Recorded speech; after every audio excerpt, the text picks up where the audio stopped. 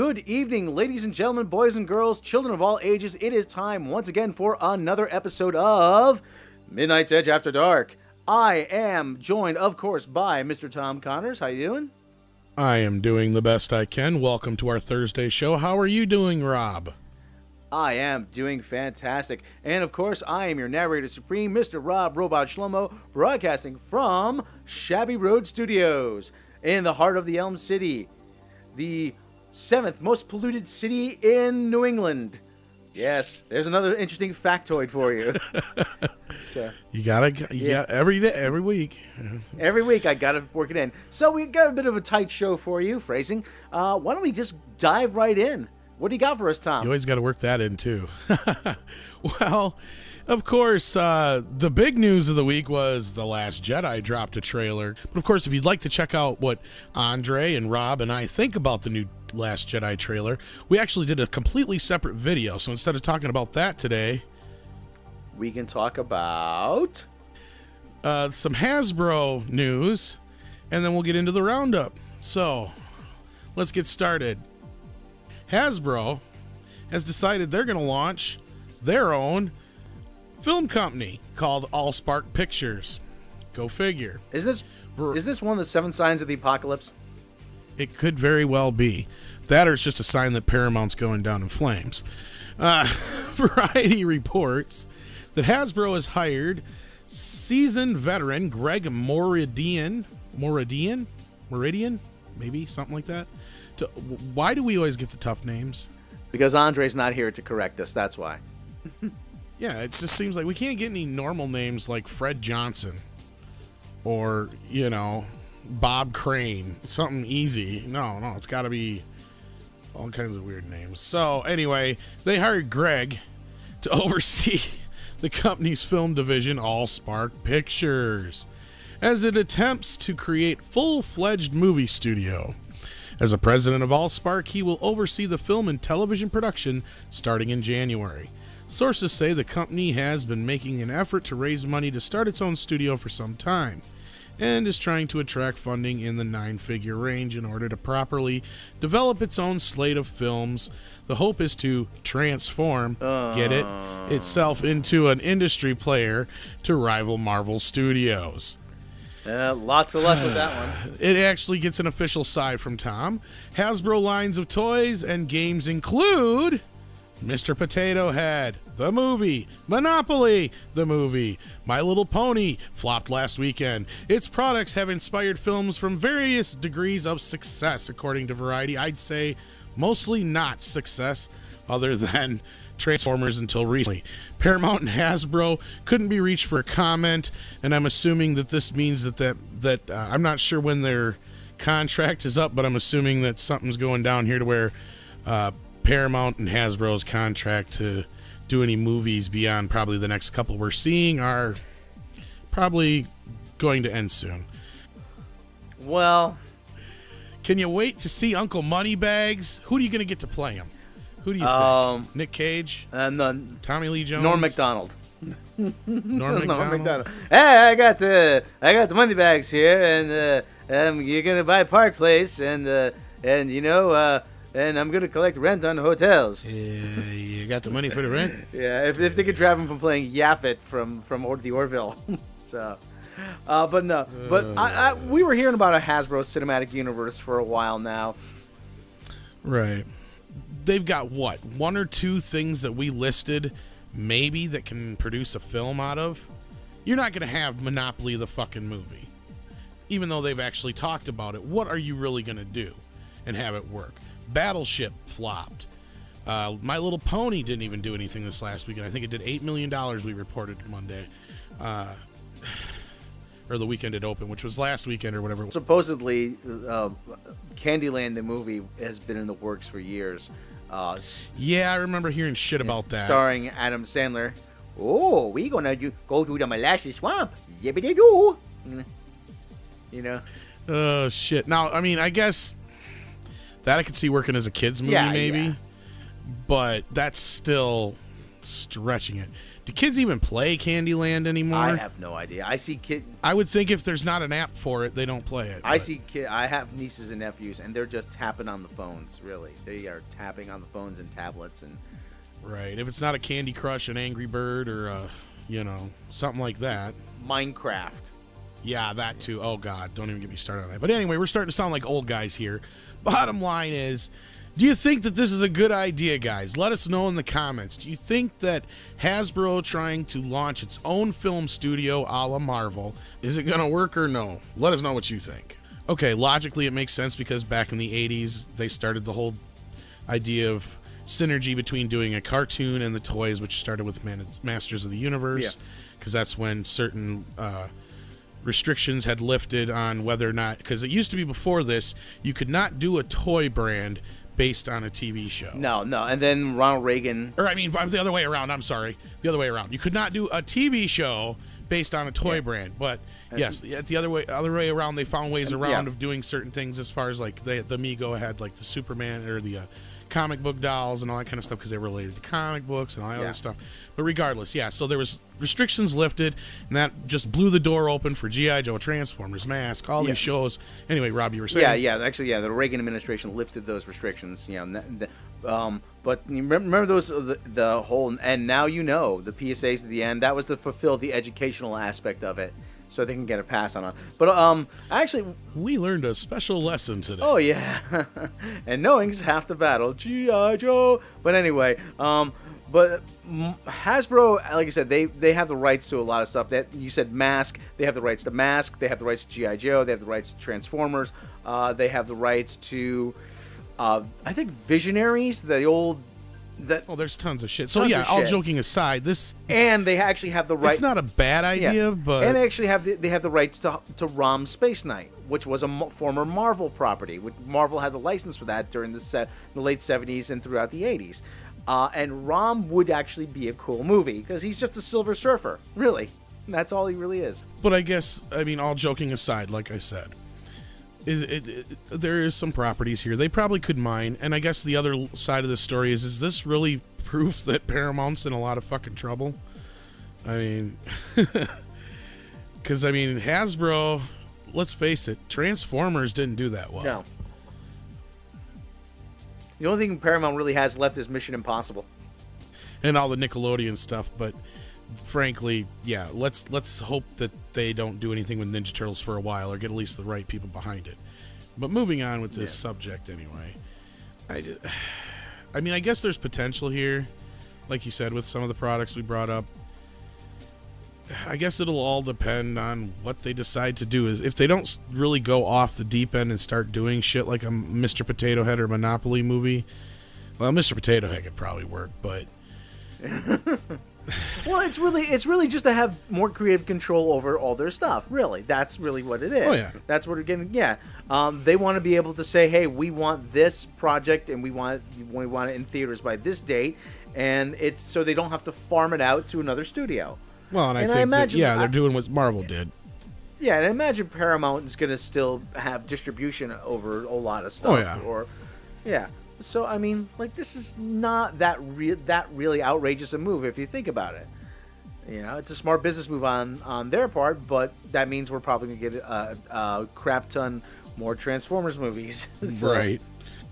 Yeah. Mask might be kind of cool, and like I said, ROM definitely would be cool. But do we really need, like I said, do we really need another Ninja Turtles movie? Do we really need a Candyman? Candyman? No. Candyland movie? Do we need a Monopoly movie? No, I not really. Like I said, Norm Macdonald just phoning it in, and Norm Macdonald will be phoning in as Rich Uncle Pennybags. So, hey, you can't pull me over. I got a get out of jail free card here. Yeah. Hey, guy, come on.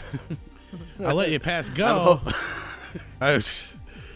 Okay, so first of all, then, let's move on to the roundup. How about that? Yes, no Trek log this week. We're gonna have some exciting news regarding the Trek log actually coming soon, but no Trek log this week. So, oh my, no Trek log this week. How disappointing. Oh my. Okay, so we're gonna move right to the roundup. Ladies and gentlemen, for the roundup. All right, what you got for us in the Well, roundup, Rob? Buckaroos, first item in the roundup. You're a big fan of the Halloween movies, aren't you? Very much so, yes. Okay, actually, we have news that John Carpenter's Halloween 2018 is a direct sequel to the original film. This comes from TVOvermind.com, a new source for us. There is a new Halloween movie that is expected to come out in 2018. For those who are unfamiliar with that particular franchise, the movies are centered around a serial killer named Michael Myers. Now, kids, it's not the Michael Myers from the Austin Powers movies. Okay, it's a different Michael Myers. Yeah, baby. Oh, no, baby. That was a horrible Austin fucking Powers. Do I make you horny, baby? Do I? Yeah. Anyways, Michael Myers. Yeah, that was much better. This movies are centered around Michael Myers, who chooses to commit his crimes on Halloween, thus the name. With that said, it is interesting to note that the Halloween creator John Carpenter has announced that the upcoming movie will be a follow-up to the first Halloween movie and nothing but the first Halloween movie, which has some rather important implications for what other people can expect content-wise. So everything that came after the first movie doesn't count. So the whole thing is just jettisoned. Yeah. Yeah. I'm not that big a horror fan, so what do you think? I'm conflicted because the second film is very important to the story overall. Spoilers for anybody who hasn't seen a 40-year-old film yet. You're gonna ruin it for me? Jeez. In the second film, we find out that Jamie Lee Curtis's character Laurie Strode is actually the sister to Michael Myers. So they're actually retconning that, it sounds like, which I'm not totally against. What doesn't sound right, though, and this is what, okay, I have no problem with that, okay, fine, because then that makes sense to where you can continue this on into future sequels without having it tied down to the legacy of the Strode/Myers family. But on the other hand, they've claimed this is going to be the last one. Which, obviously, I'm sure if it does gangbusters in theaters, there's no fucking way it's going to be the last one, but what it does is it opens up the door for more sequels down the road. If there is no family connection between her and Myers, it turns him back into basically the Jaws on land who eats babysitters. That's basically what he was set up to be, you know? I mean, he was, you know, an unstoppable force, and he was just obsessed with babysitters. Is but basically what his original agenda was, and then it turned into this whole thing with family instead, which took a left turn after Carpenter had admitted to too many beers one night and being written into backed into a corner for the second film and not knowing where to go. But anyway, basically, I like I said, it'll be interesting to see what they do with this. I wanted to get some other opinions, so you guys out there, let me know what you think of this. What do you think about them retconning all the other ones, including Part 2, which at first we thought they were going to just do another H2O kind of sequel. Instead, it sounds like a whole new ballgame now, guys. So. Well, anyway. In other news, though, Mike Myers is actually trying out for the part of Michael Myers now because he needs the work, so... Anyway. Yeah, baby. I heard I get to shag some babysitters. No, it's not shag. It's not shag. It's stab. Not shag. Stab. Oh, not shag. Not shag. Oh, that's totally different then. Yes. Isn't it? Yes. Oh, that's disappointing. See. Okay, well, I am a big fan of Bruce Lee. As am I. Yes, indeed. Are you a fan of Bruce Lee, Tom? Yes, I am. Bruce Lee. Okay, Cinemax is casting a Bruce Lee inspired martial arts film. This comes from Deadline. Warrior, Cinemax's upcoming Tongue Wars drama series from Fast and Furious director Justin Lin and Banshee co-creator John Tropper has assembled an international cast led by British actor Andrew Koji and has tapped Asif Bernstein, you may know him from Netflix's Fauda, to direct the pilot. The 10-episode series, inspired by the writings and work of martial arts icon Bruce Lee, is slated to begin production on October 22nd, October 22nd, in Cape Town, South Africa. For those younger people, you may know Bruce Lee as a martial artist, but he actually had some very prolific writings. He was a philosophy student. He was full of a fountain of wisdom. So he was much more than just a martial artist. Oh my God. He was very well educated. I mean, if I've often said, if you could freeze a specimen of humanity and to preserve for all of time, he would be the guy to preserve. Him and Chuck Norris. Him and Chuck Norris, and a big advocate of physical fitness. He actually was the his students had the precursor to all the aerobic exercise that you saw during the 70s and 80s, aerobics and motion and everything. So, like I said, very. I mean, as much credit as he doesn't get nearly enough credit as he should. Bruce Lee, right. Major famous. And speaking of fighting, actually, and fighters, yeah. There is a biopic, is it biopic or biopic? I think it's biopic. This time I think we actually got it right. Okay. At least that's what I've always heard it pronounced as. Well, there is a biopic/biopic in the works. Because biopic sounds like something you do in science class. Yeah, it sounds like something your doctor gives you. Right? No shit. Oh, man. I got to go in for a biopic. Yeah. Well, anyway, there's a movie coming about the late MMA fighter Kimbo Slice. Deadline is reporting producers Steve Lee Jones and Andy and Michael Weiss are producing Kimbo, the story about the legendary backyard brawler Kimbo Slice, who rose to mixed martial arts fame after his brutal backyard fights drew a huge YouTube audience. Born Kevin Ferguson, the Bahamian-born American pugilist emerged from homelessness to an impressive 11-0 boxing record. Kimbo Slice died suddenly last year at the age of 42 from heart failure and a liver mass. So, not a terribly good fan of MMA, but sounds interesting. Yeah, and people like these kind of stories, So it'll be interesting to see if they do them justice anyway. Yes. So actually, we have a twofer for the next story. Oh, wonderful. Yeah. This comes from Slash Films, and they usually do twofers. They have a way of cramming two stories in the same. You sound like we do. Yeah. Top Gun 2 will not be a movie about drones. The Alien Covenant sequel, as you people have seen the Alien mini documentary, the Alien Covenant sequel will be more about the AI than the aliens. Really? Just won't let this die. But no.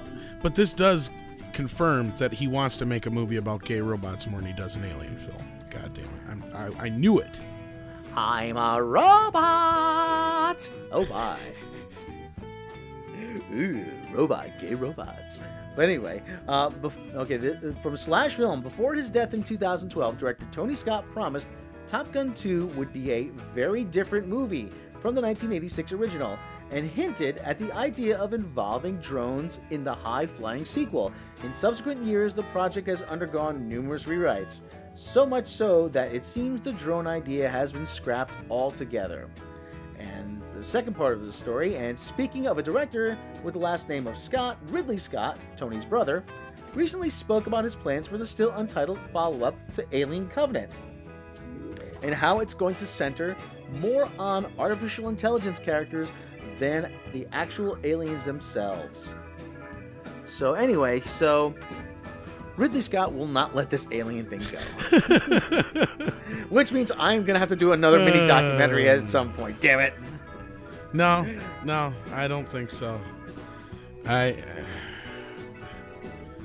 Fuck it. Ridley, if you're out there listening, it's time to put this out to pasture. Really, the alien. I can't believe they haven't had that meeting with him yet. The famous, isn't there something else you'd like to do meeting? The way studios are nice about saying, we don't want you to make this fucking movie, but we can't tell you no because you're Ridley Scott. So, isn't there anything else you'd like to do instead? Anyway, moving on, because I think that's the last story. That is indeed the last story, and what a shitty way to end the roundup. So that's the roundup, boys and girls. Let the cattle go free. Hey, at least nobody died this week, or this episode anyway. Episode's not over. Oh shit. No. Everybody's still in relatively good health. That's good. Yeah. Don't move nobody until the show's over. The only person who died was that red shirt on Discovery. Oh man. And she wasn't even wearing a red shirt. No. So well, anyway. Speaking of Discovery. Oh wait, that's right. We weren't going to talk about that. Okay. People are wondering though where our reaction to the last episode of Star Trek Discovery is. It's coming, folks. There will be more news about that soon, so we'll just leave it at that. So, it is coming, though. Phrasing, yes, it is coming. Phrasing. Every time. But anyway, so if you do enjoy the show here and you want to hear more and you like what we do and like we do over at the main channel, why not hit that subscribe button? Indeed. And that way, and you can get all the latest content, and you can comment on our videos, and you can click the bell icon to be notified when all new content is uploaded. And if you like the channel and want to continue to support the channel in other ways, why not consider supporting the channel through Patreon? Patreon supporters will receive various bonuses, bloopers, outtakes, lost episodes, behind the scenes, making of the veg videos, special editions, stuff you can't get anywhere else. We have all kinds of tiers, all levels of tiers for support. Each tier brings a different bonus. And if you don't have the means to support us through Patreon, then you'll bring Rob to tears. Yes, I will be heartbroken, but I'll understand. I had to throw that in. Not the first time my heart's been broken. There were so many tears. Yes. But your support through Patreon helps us make the show better by investing in equipment and software, and help us improving the show, improving the look of the show, so we can bring it all to you. Right. And again, if you don't have the means to support us through Patreon, then please subscribe and just watch the commercials. Do something for a minute or two. Yeah. Just let them play. Yeah. Turn the sound down. We'll wait for you. Yeah. It'll be here when you get back. So, once again, I am your narrator supreme, Rob Robot Shlomo, and you are Tom Connors. And we'd like to say out there to everybody, thank you for listening. And we will catch you next time.